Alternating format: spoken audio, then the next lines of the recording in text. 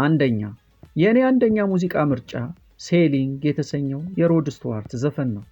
ዘፈኑ የሮድ የመጀመሪያው አልበም ላይ የወጣ በአሜሪካን በ1975 የታወቀ ዘፈን ነበር።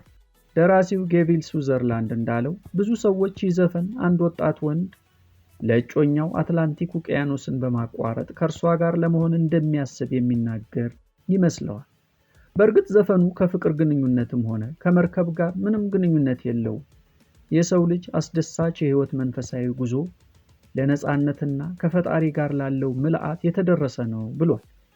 ይህ ዘፈን ምንም እንኳን በጌቪን ሱዘርላንድ ተቀናብሮ በሱዘርላንድ ብራዘርስ በ1972 ለህዝብ ቢቀርብም ዓለም አቀፍ ዕውቅና ያገኘው ግን በሮድ ስቱዋርት በ1975 ሲቀነቀን ነው። ስቱዋርት እንደሚያስታውሰው ሴሊንግን ለመቅዳት አስቸጋሪ ሁኔታ ገጥሞት ነበር። ስቱዋርት ሆቴሉ ክፍል ተኝቶ ረፋድ 4 ሰዓት ላይ ዶውድ የተባለ አብሮት የሚሰራ ሙዚቀኛ ስልክ ደውሎ ይቀሰቅሰዋል። በግማሽ ሰዓት ውስጥ ውረድ፣ አንድ ሙዚቃ አቀናብረናልና የሚዘፍንልን ዘፋኝ እንፈልጋለን ይለዋል። ስቱዋርትም ትቀልዳላችሁ እንዴ? ረፋድ 4:30 ላይ ዘፈን ልትቀዱ? ቀዝቃዛ ስሜቴን ለማነቃቂያ መጠጥ እፈልጋለሁ። በጊዜው ግን የትም ቦታ አልኮል መጠጥ አልነበረም። እናም ያለ መጠጥ መዝፈን ፈርቼ ነበር። ስቱዲዮ ውስጥ መጠጥ ሳልጠጣ በጭራሽ ዘፍኜ አላውቅም። ጠዋት ደግሞ የትም ቦታ በጭራሽ ዘፍኜ አላውቅም ብሏል ሮድ ስቱዋርት ስለ ሙዚቃው ቅጂ ሲናገር። ይህ ዘፈን ብዙ የሙዚቃ ሰንጠረዥ ደረጃዎችን አግኝቷል።